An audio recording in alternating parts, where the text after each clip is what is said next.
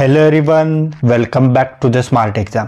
आजच्या व्हिडिओमध्ये आपण तुमच्या येणाऱ्या अंगणवाडी मुख्य सेविका पदाच्या भरतीवर फोकस करून अंगणवाडी मुख्य सेविका पदासंबंधीचे जे महत्त्वाचे तांत्रिक प्रश्न आहेत ते तांत्रिक प्रश्न अभ्यासणार आहेत। चला तर वेळ न घालवता हा अतिमहत्त्वाचा व्हिडिओ स्टार्ट करू। पहा, पहिला प्रश्न, वैद्यकीय गर्भपात अधिनियम 1971 खालीलपैकी कोणत्या उद्देशाने बनवला आहे? पहा, वैद्यकीय गर्भपात अधिनियम 1971 गर्भपातासाठी नियम आणि शर्ती ठरवण्यासाठी बनवलेला आहे। ओके, योग्य उत्तर पर्याय क्रमांक 1, गर्भपातासाठी नियम आणि शर्ती ठरवणे। बरोबर। समोरचा प्रश्न पाहूया।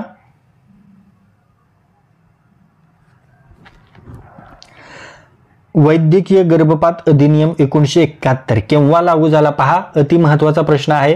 वैद्यकीय गर्भपात अधिनियम 1971 एप्रिल 1972 मध्ये लागू झाला। ओके, योग्य उत्तर पर्याय क्रमांक 1, एप्रिल 1972। समोरचा प्रश्न,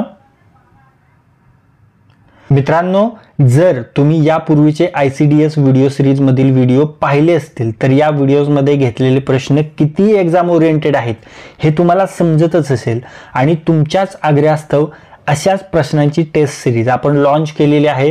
त्याबद्दलची माहिती तुम्हाला आपल्या स्मार्ट एक्झाम टेलिग्राम चॅनलवर मिळून जाईल। त्याची लिंक मी तुम्हाला डिस्क्रिप्शन बॉक्समध्ये दिलेली आहे किंवा तुम्ही स्क्रीनवर दिलेल्या नंबरवर कॉल करून ती इन्फॉर्मेशन घेऊ शकता। आणि या टेस्टमध्ये अतिशय माफक फीज मध्ये एक्झाम ओरिएंटेड प्रश्नांचा सराव आपण करून घेत आहे। त्यामुळे वेळ न घालवता आत्ताच टेस्ट सिरीज जॉईन करून घ्या। आता हा प्रश्न पहा, वैद्यकीय गर्भपात अधिनियम 1971 नुसार गर्भपात करण्यासाठी किमान कधीपर्यंत गर्भवती महिलेने गर्भपात करावा? पहा, कधीपर्यंत गर्भपात करावा? तर 12 आठवड्यांपर्यंत। ओके, योग्य उत्तर पर्याय क्रमांक 2, 12 आठवडे। बरोबर। समोरचा प्रश्न पाहूया। वैद्यकीय गर्भपात अधिनियम 1971 नुसार गर्भपात करण्यासाठी आवश्यक असलेल्या व्यक्तींचा समावेश कोणता आहे? पहा, गर्भपात करण्यासाठी डॉक्टर किंवा असोसिएट डॉक्टर महत्वाचे आहेत। ओके, योग्य उत्तर पर्याय क्रमांक 1, डॉक्टर किंवा असोसिएट डॉक्टर। बरोबर। समोरचा प्रश्न, वैद्यकीय गर्भपात अधिनियम 1971 नुसार कोणत्या परिस्थितीमध्ये 24 आठवड्यानंतर गर्भपात होऊ शकतो? पहा, वैद्यकीय गर्भपात अधिनियम 1971 नुसार कोणत्या परिस्थितीमध्ये 24 आठवड्यानंतर गर्भपात होऊ शकतो?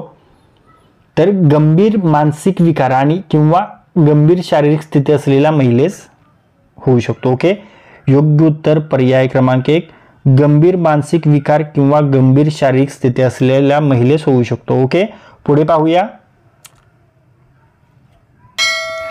वैद्यकीय गर्भपात अधिनियम 1971 मध्ये खालीलपैकी कोणत्या अधिकाराचा उल्लंघन केल्यास कायद्याने शिक्षा होऊ शकते? पहा, वैद्यकीय गर्भपात अधिनियम 1971 नुसार कोणत्या अधिकाराचे उल्लंघन केल्यास कायद्याने गुन्हा होऊ शकतो? तर गर्भपातासाठी महिला मंजुरी न दिल्यास किंवा कायदेशीर शर्ती न पाळल्यास। ओके, योग्य उत्तर पर्याय क्रमांक 2, गर्भपातासाठी महिलेने मंजुरी न दिल्यास किंवा कायदेशीर शर्ती न पाळल्यास। बरोबर। समोरचा प्रश्न पाहूया।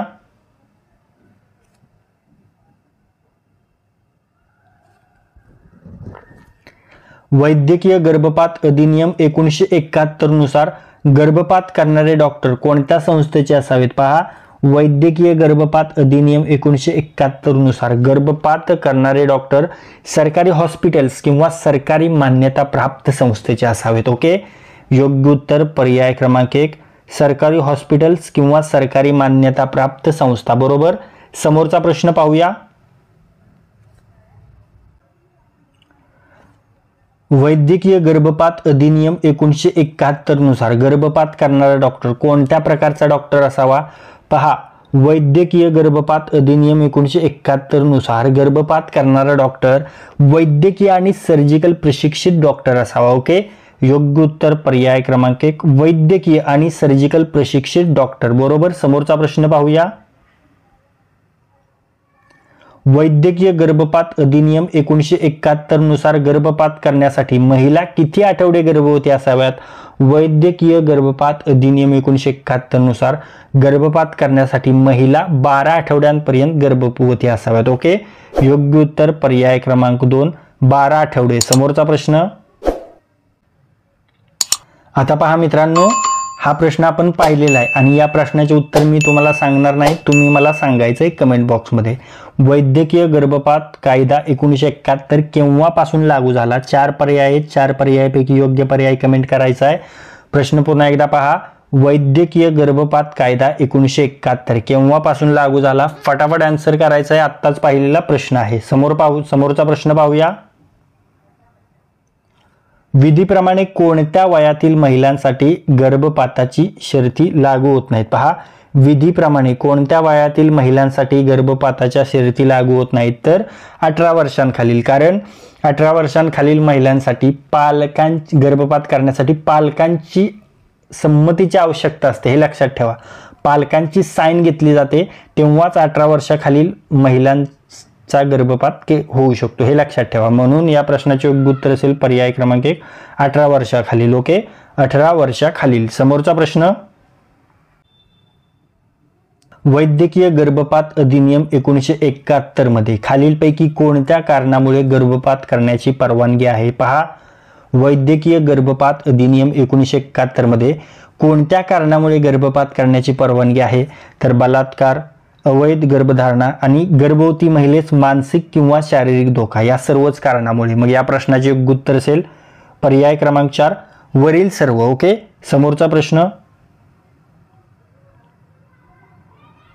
जर गर्भधारणा एका कायदेशीर विवाहामध्ये न झाल्यास गर्भपात करण्याची परवानगी दिली जाऊ शकते का? पहा, जर गर्भधारणा एका कायदेशीर विवाहामध्ये न झाल्यास गर्भपात करण्याची परवानगी दिली जाऊ शकते का? तर हो, गर्भधारणा विवाहाआधी किंवा त्यानंतर असली तरी परवानगी दिली जाऊ शकते. ओके, योग्य उत्तर पर्याय क्रमांक 1, हो, गर्भधारणा विवाहाआधी किंवा त्यानंतर असली तरी परवानगी दिली जाऊ शकते. समोरचा प्रश्न.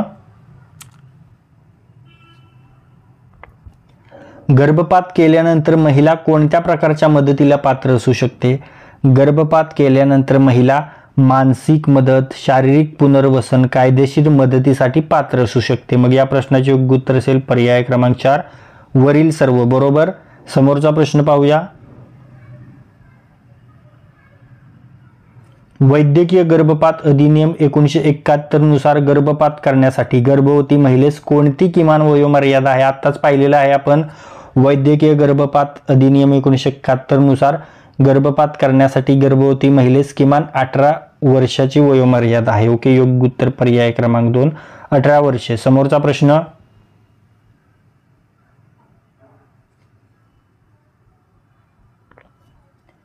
कुठल्या परिस्थितीत वैद्यकीय गर्भपात 12 आठवड्यांच्या पुढे मान्य केला जाऊ शकतो? पहा, कोणत्या परिस्थितीत वैद्यकीय गर्भपात 12 आठवड्यांच्या पुढे मान्य केला जाऊ शकतो? तर गर्भवती महिलेला मानसिक धोका असल्यास, ओके, गर्भवती महिलेला शारीरिक धोका असल्यास, गर्भावस्थेतील गंभीर विकार असल्यास. मग या प्रश्नाचे योग्य उत्तर असेल पर्याय क्रमांक 4, वरील सर्व. समोरचा प्रश्न पाहूया. कुठल्या परिस्थितीत गर्भपात करण्याची परवानगी दिली जात नाही? पहा, कोणत्या परिस्थितीत गर्भपात करण्याची परवानगी दिली जात नाही? तर गर्भधारणेच्या नैतिक कारणाने. ओके, योग्य उत्तर पर्याय क्रमांक 4, गर्भधारणेच्या नैतिक कारणाने.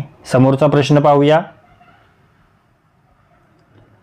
वैद्यकीय गर्भपात अधिनियम 1971 नुसार गर्भपात केल्यानंतर महिलेला कोणती मदत दिली जाऊ शकते? पहा, वैद्यकीय गर्भपात अधिनियम 1971 नुसार गर्भपात केल्यानंतर महिलेला कोणती मदत दिली जाऊ शकते? आत्ताच पाहिलं आपण. मानसिक समुपदेशन, शरीरातील आरोग्य स्थिती सुधारण्यासाठी उपचाराने कायदेशीर मदत दिली जाते. मग या प्रश्नाचे योग्य उत्तर असेल पर्याय क्रमांक 4, वरील सर्व. समोरचा प्रश्न.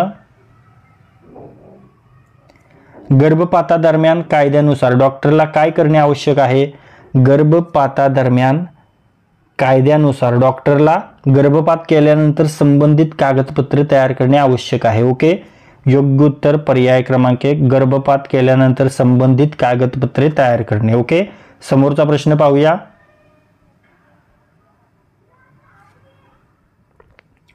वैद्यकीय गर्भपात अधिनियम 1971 नुसार जर गर्भपात अवैध पद्धतीने करण्यात आला तर त्यास कोणती शिक्षा होऊ शकते? पहा, वैद्यकीय गर्भपात अधिनियम 1971 नुसार जर गर्भपात अवैध पद्धतीने करण्यात आला तर त्यास दंड आणि कारावासाची शिक्षा होऊ शकते. ओके, योग्य उत्तर पर्याय क्रमांक 4, दंड आणि कारावास. तर मित्रांनो, आत्तापर्यंत जे काही प्रश्न आपण पाहिलेले आहेत त्या प्रश्नापैकी काही प्रश्न मी तुम्हाला विचारणार आहे आणि त्याचे उत्तर तुम्ही कमेंट बॉक्समध्ये सांगायचे आहे. मग तुम्हाला समजणार आहे हा व्हिडिओ तुम्ही किती केअरफुली पाहिला आणि हा व्हिडिओ तुम्हाला कितपत समजला. ओके, तुमच्यासाठीचा प्रश्न पहा, वैद्यकीय गर्भपात अधिनियम 1971 नुसार गर्भपात करण्यासाठी महिला किती आठवडे गर्भवती असाव्यात?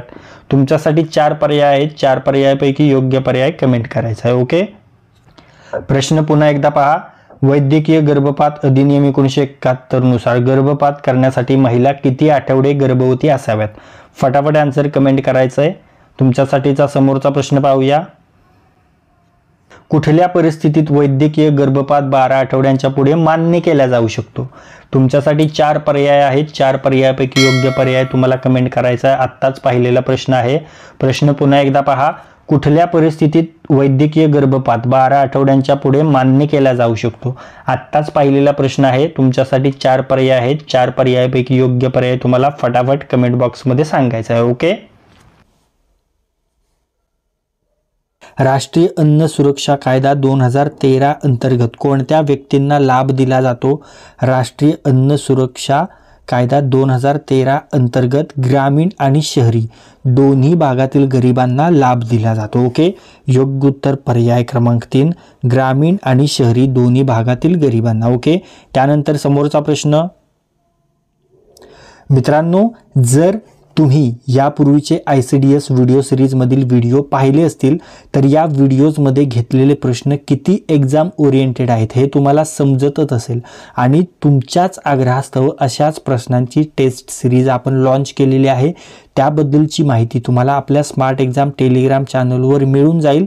त्याची लिंक मी तुम्हाला डिस्क्रिप्शन बॉक्समध्ये दिलेली आहे किंवा तुम्ही स्क्रीनवर दिलेल्या नंबरवर कॉल करून ती इन्फॉर्मेशन घेऊ शकता आणि या टेस्टमध्ये अतिशय माफक फीजमध्ये एक्झाम ओरिएंटेड प्रश्नांचा सराव आपण करून घेत आहे. त्यामुळे वेळ न घालवता आत्ताच टेस्ट सिरीज जॉईन करा. आता पहा, राष्ट्रीय अन्न सुरक्षा कायद्याअंतर्गत गरोदर महिला आणि स्तनदा महिलांना दररोज किती पोषण पुरविले जाते? तर ते किती? 500 कॅलरीज. ओके, योग्य उत्तर पर्याय क्रमांक 2, 500 कॅलरीज. समोरचा प्रश्न, राष्ट्रीय अन्न सुरक्षा कायद्यानुसार प्राधान्य गटातील लाभार्थ्यांना दरमहा किती किलो अन्न दिले जाते? पहा, प्राधान्य गटातील लाभार्थ्यांना दरमहा 5 किलो अन्नधान्य दिले जाते. ओके, योग्य उत्तर पर्याय क्रमांक 2, 5 किलो. समोरचा प्रश्न, राष्ट्रीय अन्न सुरक्षा कायद्यानुसार शालेय मुलांना कोणत्या सेवांचा लाभ मिळतो? राष्ट्रीय अन्न सुरक्षा कायद्यानुसार शालेय मुलांना मध्यान्ह भोजन मिड डे मील या सेवेचा लाभ मिळतो. ओके, योग्य उत्तर पर्याय क्रमांक 3, मध्यान्ह भोजन मिड डे मील. ओके, पुढे पाहूया,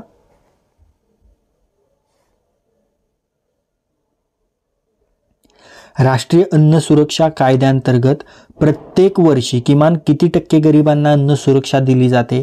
राष्ट्रीय अन्न सुरक्षा कायद्याअंतर्गत प्रत्येक वर्षी किमान 67% गरिबांना अन्न सुरक्षा दिली जाते. ओके, योग्य उत्तर पर्याय क्रमांक 3, 67%. समोरचा प्रश्न,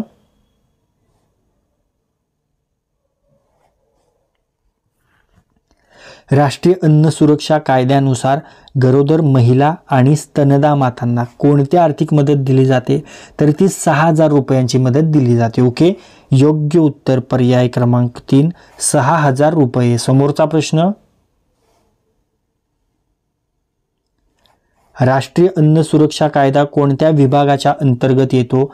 राष्ट्रीय अन्न सुरक्षा कायदा अन्न आणि सार्वजनिक वितरण मंत्रालयाच्या अंतर्गत येतो. ओके, योग्य उत्तर पर्याय क्रमांक 3, अन्न आणि सार्वजनिक वितरण मंत्रालय. समोरचा प्रश्न,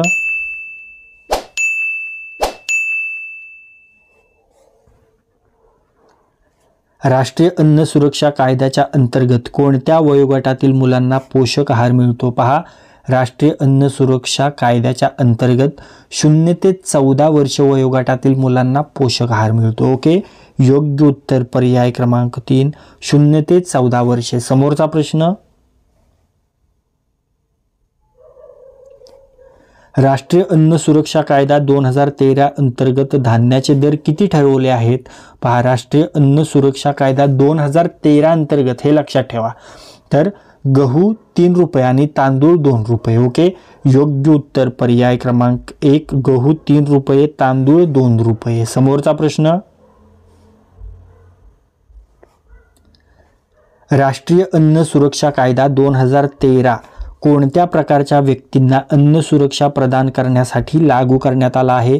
राष्ट्रीय अन्न सुरक्षा कायदा 2013 गरिबी रेषेखालील, बिलो पॉवर्टी लाईन, या लोकांना अन्न सुरक्षा प्रदान करण्यासाठी लागू करण्यात आला आहे. ओके, योग्य उत्तर पर्याय क्रमांक 3, गरिबी रेषेखाली लोक, बिलो पॉवर्टी लेवल. ओके, त्यानंतर पुढे पाहूया, राष्ट्रीय अन्न सुरक्षा कायद्याअंतर्गत दरमहा एका व्यक्तीस किती किलो अन्नधान्य देण्यात येते? राष्ट्रीय अन्न सुरक्षा कायद्याअंतर्गत दरमहा एका व्यक्तीस 5 किलो अन्नधान्य देण्यात येते. आपण पाहिलं, योग्य उत्तर पर्याय क्रमांक 2, 5 किलो. समोरचा प्रश्न,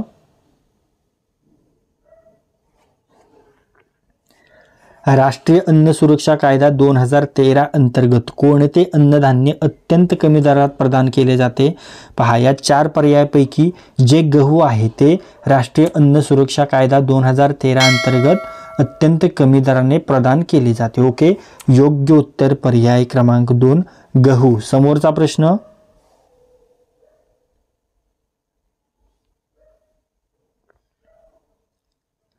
राष्ट्रीय अन्न सुरक्षा कायदा कोणत्या मंत्रालयाच्या अंतर्गत येतो? राष्ट्रीय अन्न सुरक्षा कायदा अन्न आणि सार्वजनिक वितरण मंत्रालयाच्या अंतर्गत येतो. ओके, योग्य उत्तर पर्याय क्रमांक 3, अन्न आणि सार्वजनिक वितरण मंत्रालय. पुढे पाहूया,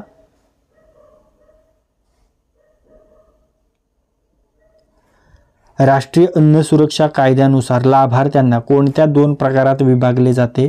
राष्ट्रीय अन्न सुरक्षा कायद्यानुसार लाभार्थ्यांना प्राधान्य गट आणि अतिप्राधान्य गट या 2 प्रकारात विभागले जाते. योग्य उत्तर पर्याय क्रमांक 1, प्राधान्य गट आणि अतिप्राधान्य गट. समोरचा प्रश्न,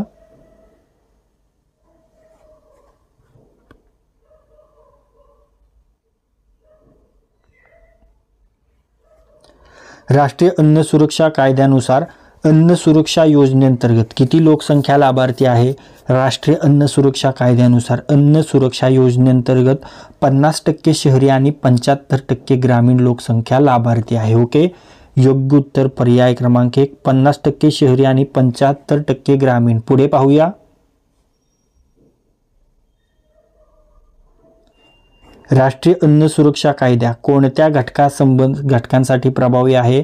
राष्ट्रीय अन्न सुरक्षा कायदा शहरी व ग्रामीण दोन्ही घटकांसाठी प्रभावी आहे. ओके, योग्य उत्तर पर्याय क्रमांक 3, शहरी व ग्रामीण दोन्ही. समोरचा प्रश्न,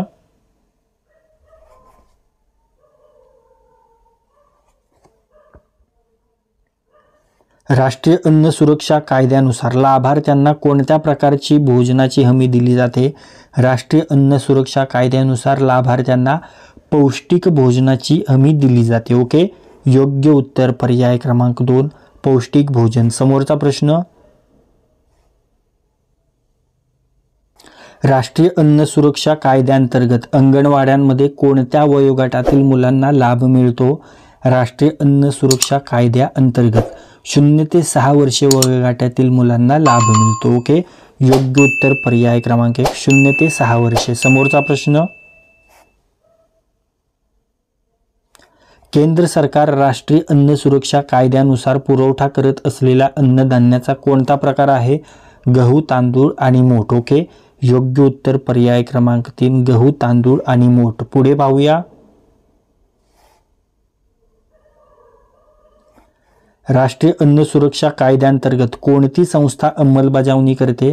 राष्ट्रीय अन्न सुरक्षा कायद्याअंतर्गत अन्न वितरण मंडळ ही संस्था अंमलबजावणी करते. ओके, योग्य उत्तर पर्याय क्रमांक 4, अन्न वितरण मंडळ. समोरचा प्रश्न,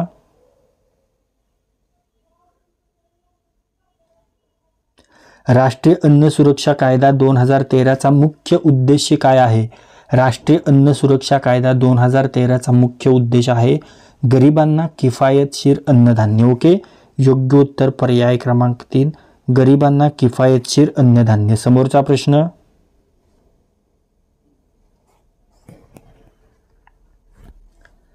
राष्ट्रीय अन्न सुरक्षा कायद्यानुसार गरीब लोकसंख्येला कोणत्या साधनाद्वारे अन्न मिळते?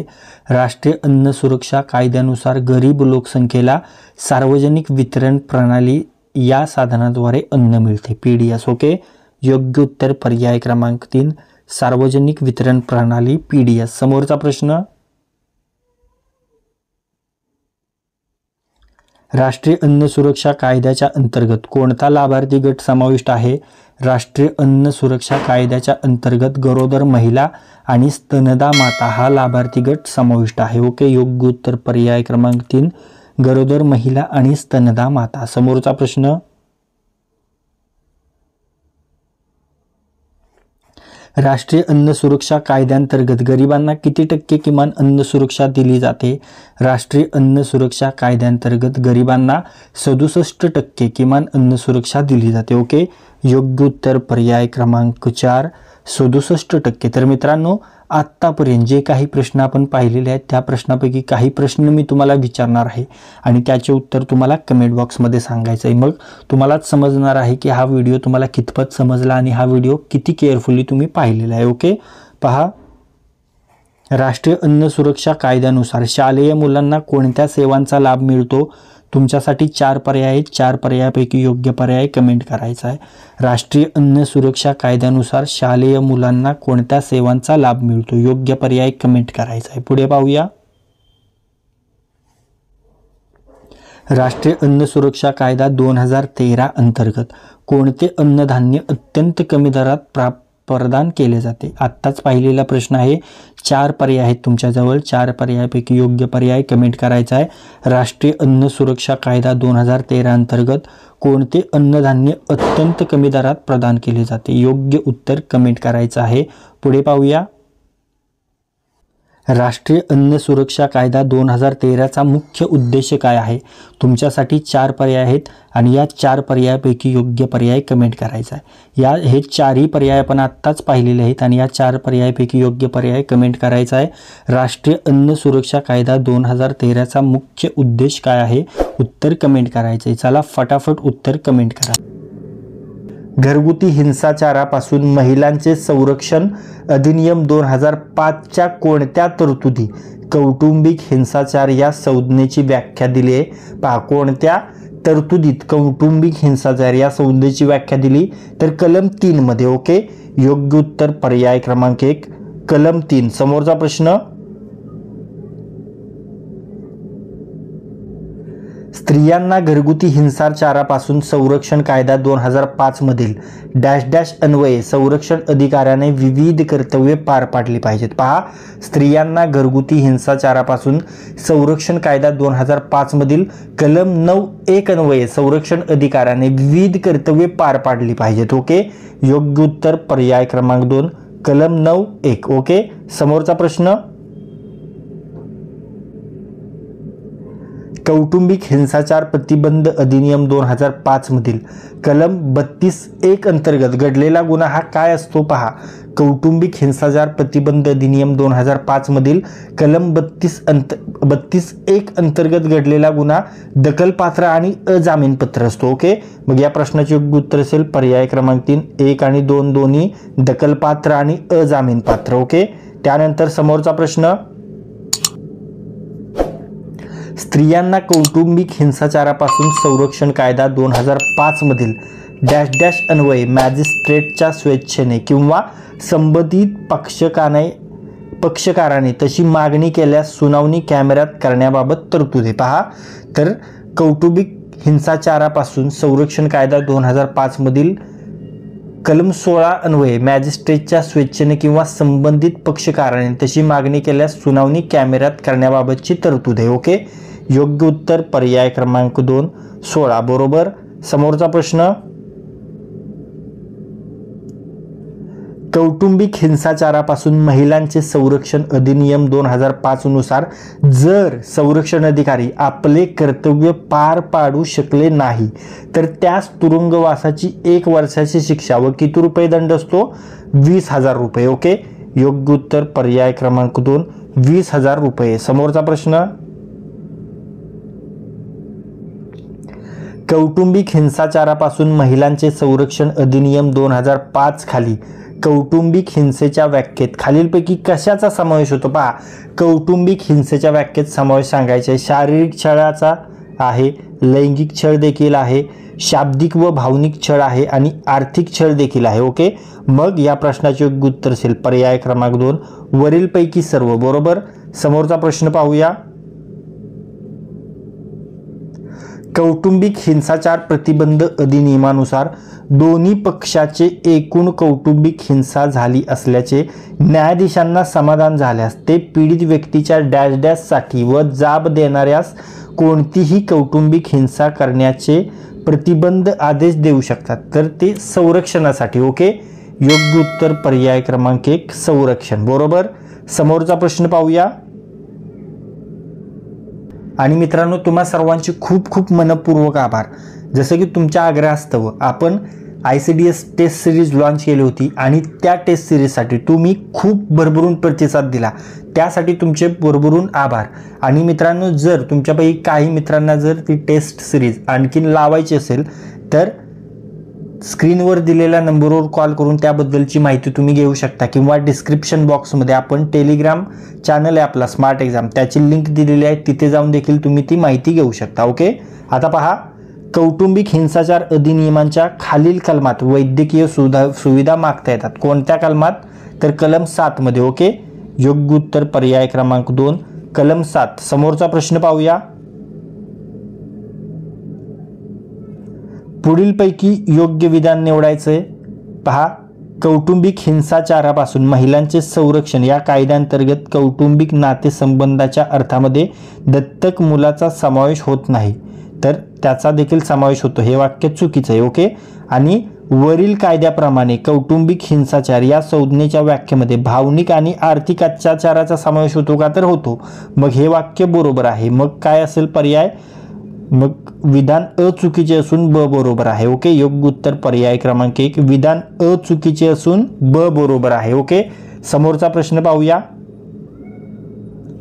भारतीय राज्यघटनेच्या कोणत्या कलमानुसार मातृत्व सहाय्य देण्याची तरतूद करण्याचे निर्देश राज्यांनी दिले आहेत? पहा, मातृत्व सहाय्य देण्याची तरतूद राज्यघटनेच्या कोणत्या कलमानुसार राज्यांना दिले? तर कलम 42 नुसार. ओके, योग्य उत्तर पर्याय क्रमांक 3 कलम 42. समोरचा प्रश्न, कौटुंबिक हिंसाचारापासून महिलांचे संरक्षण अधिनियम 2005 कोणत्या कलमात कौटुंबिक हिंसाचाराची व्याख्या दिली? तर ती कलम 3 मध्ये. ओके, योग्य उत्तर पर्याय क्रमांक 3 कलम 3. समोरचा प्रश्न, कौटुंबिक हिंसाचार प्रतिबंध अधिनियम कलम 2H नुसार हुंडा म्हणजे हुंडा प्रतिबंधक कायदा डॅश डॅश कलम 2 मध्ये सांगितलाय. हुंडा प्रतिबंधक कायदा 1961च्या कलम 2 मध्ये सांगितलाय. ओके, योग्य उत्तर पर्याय क्रमांक 2 1961. समोरचा प्रश्न, कौटुंबिक हिंसाचार हा मानवी हक्कांची बाब आहे असे खालीलपैकी कशामध्ये निर्विवादपणे मान्य केलंय? कौटुंबिक हिंसाचार हा मानवी हक्कांची बाब आहे असे Vienna award 1994, the Beijing declaration आणि द प्लॅटफॉर्म फॉर ॲक्शन यामध्ये सर्वांमध्येच मान्य केले. ओके, मग या प्रश्नाचे योग्य उत्तर असेल पर्याय क्रमांक 4 वरील सर्व. समोरचा प्रश्न, कौटुंबिक हिंसाचार प्रतिबंधक नियम 2006 कलम 2क नुसार सल्लागार म्हणजे सल्ला देण्यास पात्र असलेला सेवा पुरविणारा सभासद असा अर्थ डॅश डॅश मधील कलम 1 खाली आहे, तर तो कलम 14 मध्ये आहे. ओके, योग्य उत्तर पर्याय क्रमांक 2 कलम 14. समोरचा प्रश्न,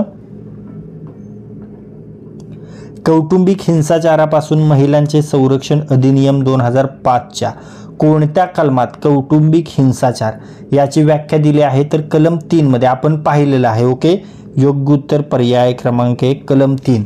त्यानंतर समोरचा प्रश्न, म्हणजे वेगळ्या वर्षी वेगळ्या परीक्षेमध्ये हा प्रश्न आलाय, त्यामुळे तो आपण घेतला, हे लक्षात घ्या.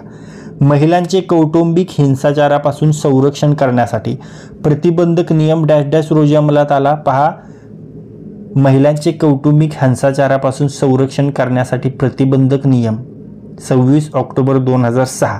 ओके, म्हणजे कौटुंबिक हिंसाचार प्रतिबंधक अधिनियम कधी लागू झाला, तर 26 ऑक्टोबर 2006. बरोबर, योग्य उत्तर पर्याय क्रमांक 3, 26 ऑक्टोबर 2006. समोरचा प्रश्न, कौटुंबिक हिंसाचार हा मानवी हक्कांची बाब आहे असे खालीलपैकी कशामध्ये मान्य केलं आहे? कौटुंबिक हिंसाचार हा मानवी हक्कांची बाब आहे, हे व्हिएन्ना अवॉर्ड 1994 मध्ये मान्य केले. ओके, योग्य उत्तर पर्याय क्रमांक 3, व्हिएन्ना अवॉर्ड 1994. समोरचा प्रश्न, घरगुती हिंसाचारापासून महिलांचे संरक्षण अधिनियम 2005 प्रमाणे संरक्षण आदेश आणि इतर आदेश पारित करणे हे कोणत्या न्यायालयाच्या कार्यकक्षेत आहे? हे प्रथम श्रेणी न्यायदंडाधिकाऱ्याच्या कार्यक्षेत्रात आहे. ओके, योग्य उत्तर पर्याय क्रमांक 2, प्रथम श्रेणी न्यायदंडाधिकारी. समोरचा प्रश्न, कौटुंबिक हिंसाचारापासून महिलांचे संरक्षण अधिनियम 2005 प्रमाणे कोणत्याही संरक्षण अधिकाऱ्याने पुरेसे कारण नसताना दंडाधिकाऱ्यांनी दिलेल्या संरक्षण आदेशाची अंमलबजावणी करण्यात कसूर केली किंवा त्याबाबतचे कर्तव्य पार पाडण्यास नकार दिला तर तो गुन्हा असून त्यासाठी कोणती शिक्षा आहे? आपण पाहिलं, त्यासाठी 1 वर्षापर्यंत कारावास आणि 20 रुपयाचा दंड. बरोबर, मग या प्रश्नाचे योग्य उत्तर असेल पर्याय क्रमांक 1, 1 वर्षापर्यंत कारावास किंवा 20,000 रुपये दंड किंवा दोन्ही. बरोबर, समोरचा प्रश्न पाहूया. चला, या प्रश्नाचे उत्तर तुम्ही सांगायचं आहे. आत्ताच पाहिलेला प्रश्न आहे, तुमच्यासाठी घेतलेला प्रश्न आहे हा. कौटुंबिक हिंसाचार प्रतिबंध अधिनियम 2005 या कायद्याची अंमलबजावणी कधीपासून झालेली आहे? अंमलात कधी आला, अंमलबजावणी कधीपासून झालेली आहे? आत्ताच पाहिले, फटाफट आन्सर कमेंट करा. प्रश्न पुन्हा एकदा पहा, कौटुंबिक हिंसाचार प्रतिबंध अधिनियम 2005 या कायद्याची अंमलबजावणी कधीपासून सुरू करण्यात आली? आत्ताच पाहिलेला प्रश्न आहे, आन्सर करायचं आहे तुम्हाला. फटाफट कमेंट, डेट सांगायची आहे, डेट. ओके, पुढे पाहूया. कौटुंबिक हिंसाचार अधिनियमानुसार संरक्षक अधिकाऱ्याची नियुक्ती कोणत्या कलमाद्वारे केली जाते? संरक्षक अधिकाऱ्याची नियुक्ती कलम 8 द्वारे केली जाते. ओके, योग्य उत्तर पर्याय क्रमांक 4, कलम 8. समोरचा प्रश्न, चुकीची जोडी आपल्याला ओळखायची आहे. पहा, कलम 10 सेवा पुरवठादार बरोबर आहे, कलम 7 वैद्यकीय सुविधा, कलम 11 शासनाची कर्तव्य, मग चुकीचे असणार कलम 30. ओके, पुढे पाहूया. खालील विधाने पहा, संरक्षक अधिकाऱ्याने अपराध केल्यास त्याला 1 वर्षापर्यंत, एक राहिले 1 वर्षापर्यंतचा कारावास आणि 20,000 रुपयापर्यंतचा दंड वा दोन्ही शिक्षा होऊ शकतात. ओके, आणि दुसरे विधान आहे, हे विधान तर बरोबर आहे. बरोबर, आपण बऱ्याच वेळा पाहिले. आणि या अधिनियमानुसार प्रतिवादीने सुरक्षा व अंतरिम आदेशाचा भंग केल्यास 1 वर्षापर्यंतचा कारावास आणि 20,000 रुपयापर्यंतचा दंड वा दोन्ही शिक्षा होऊ शकतात. मग हे देखील बरोबर आहे. बरोबर, या प्रश्नाचे योग्य उत्तर असेल पर्याय क्रमांक 3, अ व ब बरोबर. समोरचा प्रश्न पाहूया.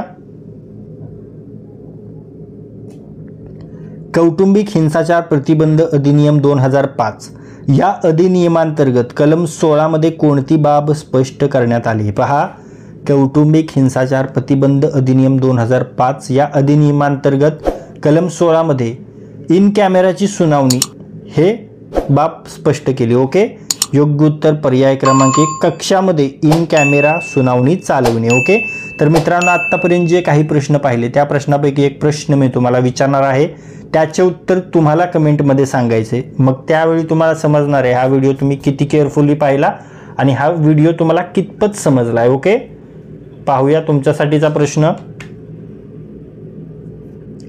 कौटुंबिक हिंसाचारापासून महिलांचे संरक्षण अधिनियम 2005 कोणत्या कलमात कौटुंबिक हिंसाचाराची व्याख्या दिली? किती वेळा पाहिला हा प्रश्न आपण? आन्सर करा फटाफट, इझी क्वेश्चन आहे. प्रश्न पुन्हा एकदा पहा, कौटुंबिक हिंसाचारापासून महिलांचे संरक्षण अधिनियम 2005 कोणत्या कलमात कौटुंबिक हिंसाचाराची व्याख्या दिली आहे? बऱ्याच वेळेला पाहिलेला प्रश्न आहे, खूप इझी प्रश्न आहे. ओके, फटाफट आन्सर करायचं आहे. ओके. अनैतिक व्यापार प्रतिबंधक अधिनियम 1956चा मुख्य उद्देश काय आहे? अनैतिक व्यापार प्रतिबंधक अधिनियम 1956चा मुख्य उद्देश आहे देह व्यापार आणि संबंधित अपराधांची बंदोबस्ती करणे. ओके, योग्य उत्तर पर्याय क्रमांक 2, देह व्यापार आणि संबंधित अपराधांची बंदोबस्ती करणे. बरोबर. समोरचा प्रश्न पाहूया.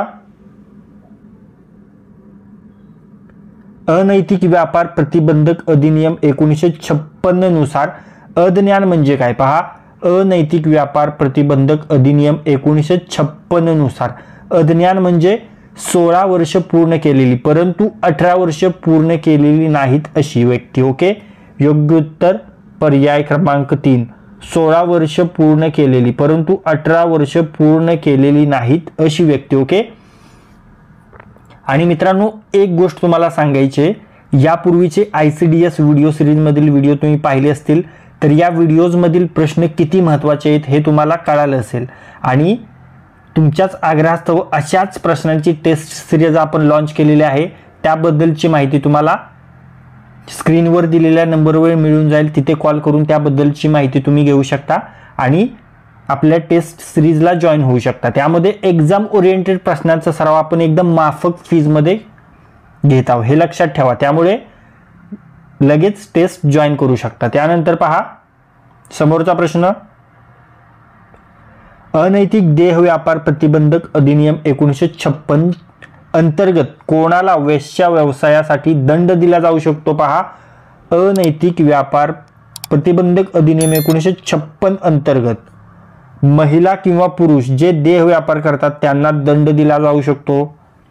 देह व्यापार चालवणारी व्यक्ती किंवा संस्थेला दंड दिला जाऊ शकतो. ओके. आणि देह व्यापाराच्या व्यवसायामध्ये गुंतलेल्या ग्राहकांना देखील दंड दिला जाऊ शकतो, हे लक्षात ठेवा. मग या प्रश्नाचे योग्य उत्तर काय असेल? योग्य उत्तर असेल पर्याय क्रमांक 4, वरील सर्व. बरोबर. समोरचा प्रश्न पाहूया.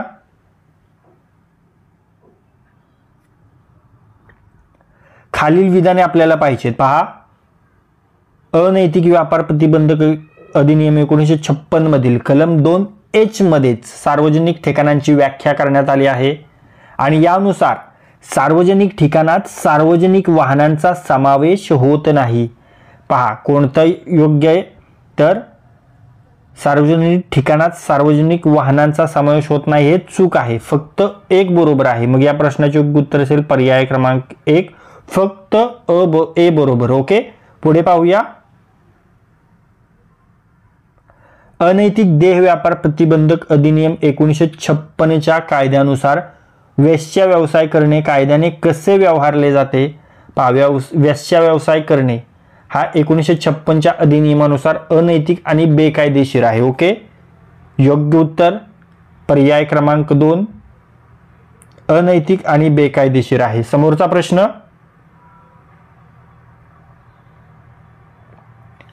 अनैतिक व्यापार प्रतिबंधक अधिनियम 1956 नुसार कुंठणकानात चालविण्यासाठी सहाय्य करणारी व्यक्ती तिच्या पहिल्या अपराधासाठी खालीलपैकी कोणत्या शिक्षेस पात्र असेल?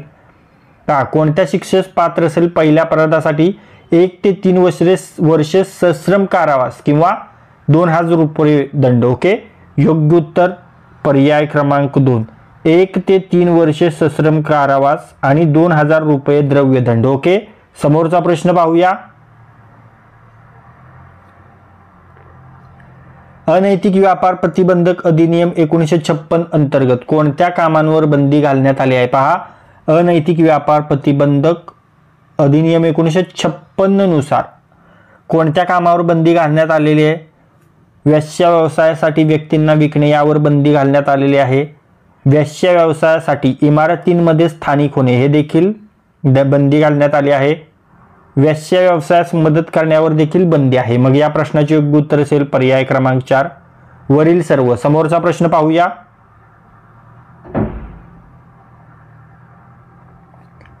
अनैतिक देह व्यापार प्रतिबंधक अधिनियम 1956 नुसार वेश्या व्यवसायासाठी व्यक्तींना किंवा मुलांना विकणे या गुन्ह्यात किती दंड होऊ शकतो? पहा, पाहिलंय आपण. व्यक्तींना किंवा मुलांना विकणे या गुन्ह्यात 2000 रुपयापर्यंत दंड होऊ शकतो. ओके, योग्य उत्तर पर्याय क्रमांक 2, 2000 रुपये. समोरचा प्रश्न,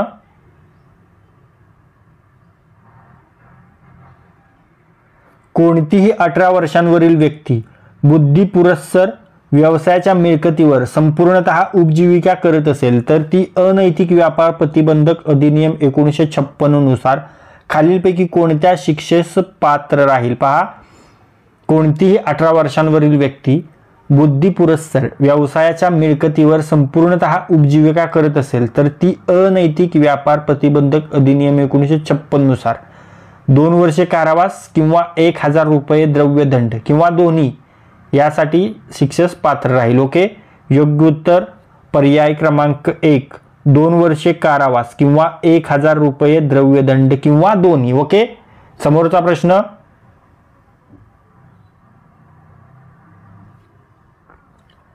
अनैतिक देह व्यापार प्रतिबंधक अधिनियम 1956 मध्ये कोणत्या प्रकारच्या स्थळांची तपासणी केली जाऊ शकते. पहा, अनैतिक देह व्यापार प्रतिबंधक अधिनियम 1956 मध्ये कोणत्या प्रकारच्या स्थळांची तपासणी केली जाऊ शकते, तर वेश्या व्यवसाय चालवली जाणारी इमारतींची. ओके, योग्य उत्तर पर्याय क्रमांक 3, वेश्या व्यवसाय चालवल्या जाणाऱ्या इमारत. ओके, पुढे पाहूया.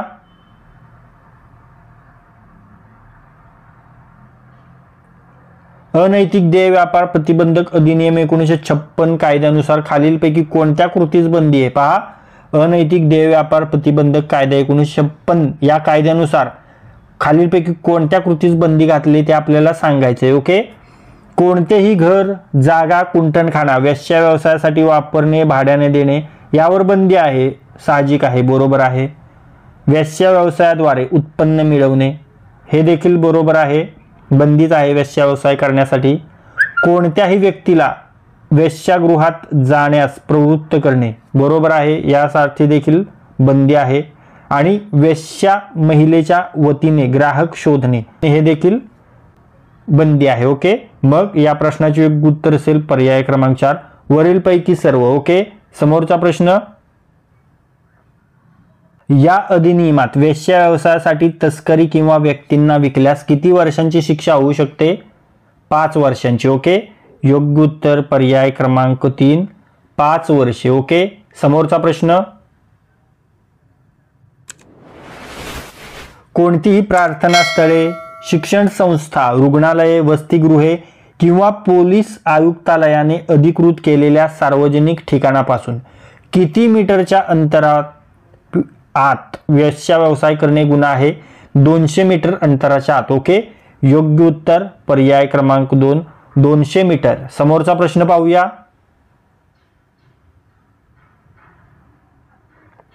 या अधिनियमांतर्गत वेश्या व्यवसाय चालवणे किंवा वेश्या व्यवसायासाठी स्थळ ठेवणे या कारणास्तव किती वर्षांपर्यंत तुरुंगवासाची शिक्षा होऊ शकते. ती शिक्षा 5 वर्षांपर्यंतची होऊ शकते, हे लक्षात ठेवा. ओके, योग्य उत्तर पर्याय क्रमांक 3, 5 वर्षे. समोरचा प्रश्न,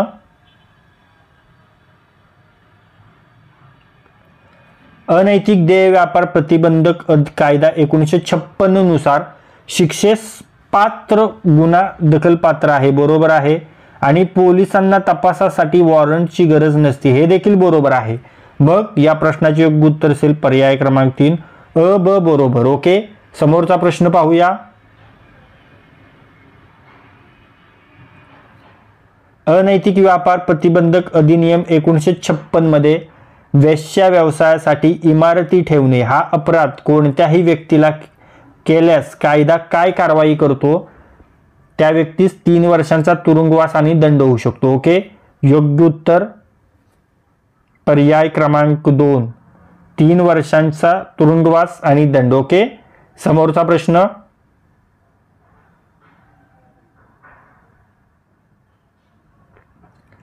या अधिनियमांतर्गत वेश्या व्यवसायासाठी वापरल्या जाणाऱ्या व्यक्ती किंवा मुलींचे पुनर्वसन कोणत्या प्रकारे केले जाते. वेश्या व्यवसायासाठी वापरल्या जाणाऱ्या व्यक्ती किंवा मुलींचे पुनर्वसन केंद्रात पाठवून केले जाते. ओके, योग्य उत्तर पर्याय क्रमांक 2, पुनर्वसन केंद्रात पाठवणे. समोरचा प्रश्न,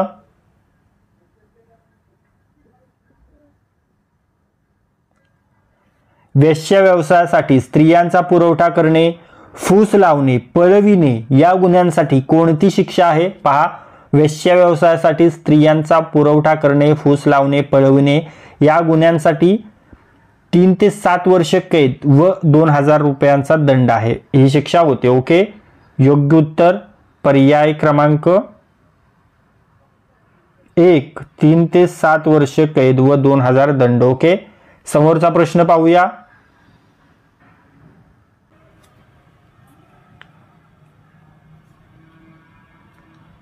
अनैतिक देह व्यापार प्रतिबंध कायदा 1956 बाबत विचार करायचा आहे.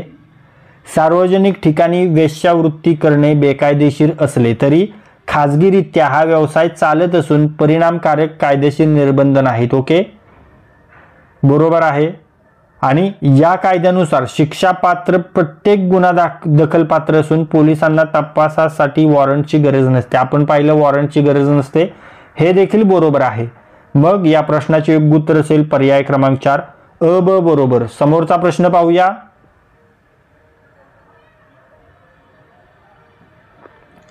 या अधिनियमाच्या अनुशासनानुसार वेश्या व्यवसायाची पद्धत थांबवण्यासाठी कोणत्या यंत्रणांची मदत घेतली जाते? पहा, या अधिनियमानुसार वेश्या व्यवसायाची पद्धत थांबवण्यासाठी पोलीस विभागाची मदत घेतली जाते, समाज कल्याण विभागाची देखील मदत घेतली जाते आणि महिला आयोगाची देखील मदत घेतली जाते.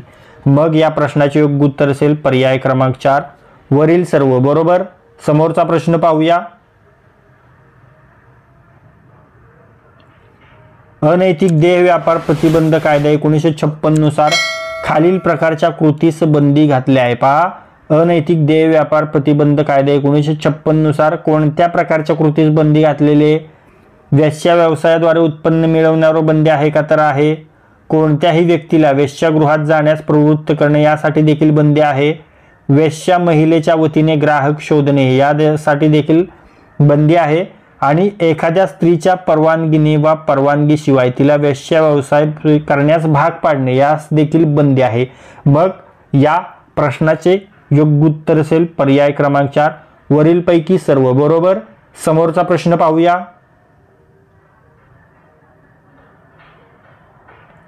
अनैतिक व्यापार प्रतिबंधक अधिनियम 1956 अंतर्गत एखाद्या व्यक्तीला वेश्या व्यवसायामध्ये सामील केल्यास किती कारवाई केली जाऊ शकते? कोणती कारवाई होते?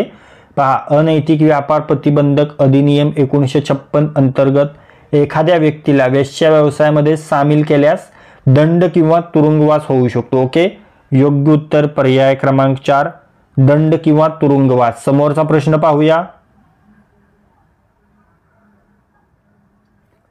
अनैतिक देह व्यापार प्रतिबंध कायदा 1956 मधील कलम 10A मध्ये खालीलपैकी कोणती तरतूद करण्यात आली आहे? पहा, अनैतिक देह व्यापार प्रतिबंध 1956 मधील कलम 10A मध्ये सुधार संस्थेतील स्थानबद्धता याची तरतूद करण्यात आलेली आहे. ओके, योग्य उत्तर पर्याय क्रमांक 2 सुधार संस्थेतील स्थानबद्धता. समोरचा प्रश्न पाहूया.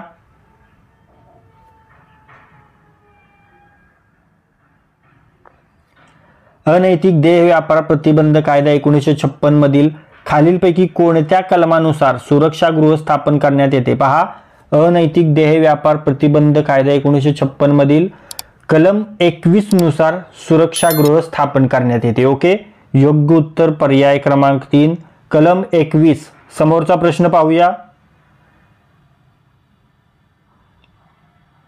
या अधिनियमांतर्गत कोणत्या प्रकारचे कार्य करणे शर्यतबाह्य मानले जाते? पहा, वेश्या व्यवसायासाठी महिलांना किंवा मुलींना विकणे, देह व्यापारासाठी ग्राहकांना आकर्षित करणे आणि देह व्यापारासाठी स्थळे चालवणे हे सर्व पर्याय योग्य आहेत. योग्य उत्तर पर्याय क्रमांक 4 वरील सर्व बरोबर. पुढे पाहूया.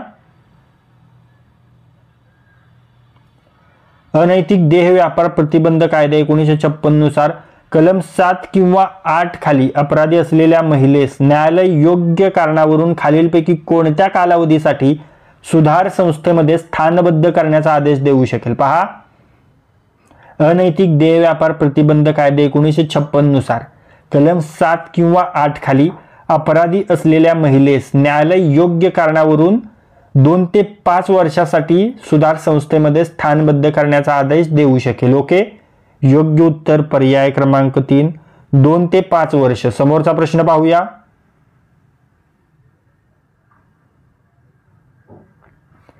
या अधिनियमांतर्गत वेश्या व्यवसायाचे पुनर्वसन कोणत्या संस्थांच्या मदतीने केले जाते? पहा, या अधिनियमांतर्गत वेश्या व्यवसायाचे पुनर्वसन केंद्राच्या मदतीने केले जाते. ओके, योग्य उत्तर पर्याय क्रमांक 3 पुनर्वसन केंद्र. समोरचा प्रश्न पाहूया. अनैतिक व्यापार प्रतिबंधक अधिनियम 1956 मध्ये वेश्या व्यवसायास मदत करणे किंवा वेश्या व्यवसायासाठी स्थळ तयार करणे हा गुन्हा कोणाच्या विरोधात केला जातो? पहा, अनैतिक व्यापार प्रतिबंधक अधिनियम 1956 मध्ये वेश्या व्यवसायास मदत करणे किंवा वेश्या व्यवसायासाठी स्थळ तयार करणे हा गुन्हा व्यवस्थापक किंवा मालक यांच्या विरोधात केला जाऊ शकतो. आपण पाहिलेले. ओके, योग्य उत्तर पर्याय क्रमांक 3 व्यवस्थापक किंवा मालक. ओके, तर मित्रांनो, आत्तापर्यंत जे काही प्रश्न आपण पाहिलेले आहेत त्या प्रश्नापैकी काही प्रश्न मी तुम्हाला विचारणार आहे. त्याचे उत्तर तुम्हाला कमेंट बॉक्समध्ये सांगायचं आहे. त्यानंतर तुम्हाला समजणार आहे हा व्हिडिओ तुम्हाला कितपत समजलाय आणि हा व्हिडिओ तुम्ही किती केअरफुली पाहिलेला आहे. ओके, तुमच्यासाठीचा प्रश्न पहा. अनैतिक व्यापार प्रतिबंधक अधिनियम 1956 अंतर्गत कोणत्या कामांवर बंदी घालण्यात आली आहे? चला, 4 पर्याय आहेत. 4 पर्यायापैकी योग्य पर्याय कमेंट बॉक्समध्ये सांगायचा आहे. अनैतिक व्यापार प्रतिबंधक अधिनियम 1956 अंतर्गत कोणत्या कामांवर बंदी घालण्यात आली आहे? तुमच्यासाठी 4 पर्याय आहेत. 4 पर्यायापैकी योग्य पर्याय फटाफट कमेंट बॉक्समध्ये सांगायचा आहे. ओके, समोरचा प्रश्न पाहूया. अनैतिक देह व्यापार प्रतिबंध कायदा 1956 मधील खालीलपैकी कोणत्या कलमानुसार सुरक्षागृह स्थापन करण्यात येते? तुमच्यासाठी 4 पर्याय आहेत आणि या 4 पर्यायापैकी योग्य पर्याय तुम्हाला कमेंट बॉक्समध्ये सांगायचं आहे. अनैतिक देह व्यापार प्रतिबंध कायदा 1956 मधील खालीलपैकी कोणत्या कलमानुसार सुरक्षागृह स्थापन करण्यात येते? तुमच्यासाठी 4 पर्याय आहेत आणि या 4 पर्यायापैकी योग्य पर्याय तुम्हाला कमेंट बॉक्समध्ये सांगायचं आहे. ओके, तर मित्रांनो, आजच्या व्हिडिओमध्ये आपण महिला व बाल विकास विभागाच्या एकात्मिक बाल विकास सेवा योजनेअंतर्गत येणाऱ्या अंगणवाडी मुख्य सेविका पदाच्या भरतीवर फोकस करून अंगणवाडी मुख्य सेविका पदासंबंधीचे जे महत्त्वाचे तांत्रिक प्रश्न आहेत ते तांत्रिक प्रश्न अभ्यासलेले आहेत. आणि मित्रांनो, ICDS व्हिडिओ सिरीजमधील यापूर्वीच्या व्हिडिओजमध्ये आपण अंगणवाडी मुख्य सेविका पदासंबंधीचा सर्व सिलेबस कव्हर केलेला आहे. ते व्हिडिओ तुम्ही पाहिले नसतील तर ते व्हिडिओ देखील तुम्ही पहा. ते तुम्हाला या आपल्या स्मार्ट एक्झाम चॅनलवर मिळतील आणि त्याची लिंक मी तुम्हाला डिस्क्रिप्शन बॉक्स आणि आय बटनवर दिलेली आहे. तिथे जाऊन ते व्हिडिओ तुम्ही नक्की पहा. त्याचा तुम्हाला परीक्षेमध्ये खूप फायदा होणार आहे. आणि मित्रांनो, जर तुम्ही यापूर्वीचे ICDS व्हिडिओ सिरीजमधील व्हिडिओ पाहिले असतील तर हे व्हिडिओ किती महत्त्वाचे आहेत हे तुम्हाला कळालं असेल.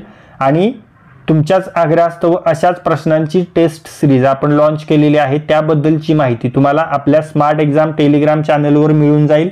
त्याची लिंक मी तुम्हाला डिस्क्रिप्शन बॉक्सवर दिलेली आहे किंवा तुम्ही स्क्रीनवर दिलेल्या नंबरवर कॉल करून ती इन्फॉर्मेशन घेऊ शकता.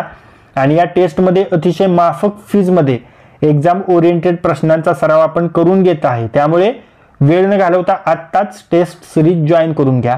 आणि जर हा व्हिडिओ तुम्हाला युजफुल वाटला असेल तर या व्हिडिओला लाईक करा. हा व्हिडिओ आपल्या कमीत कमी 10 मित्रांसोबत शेअर करा. आणि जर हा व्हिडिओ तुम्ही पहिल्यांदाच या आपल्या स्मार्ट एक्झाम चॅनलवर पाहत असाल तर या आपल्या स्मार्ट एक्झाम चॅनलला सबस्क्राईब करा आणि बेल आयकॉनला हिट करा. तर लाईक करा, शेअर करा आणि सबस्क्राईब करा. थँक्यू.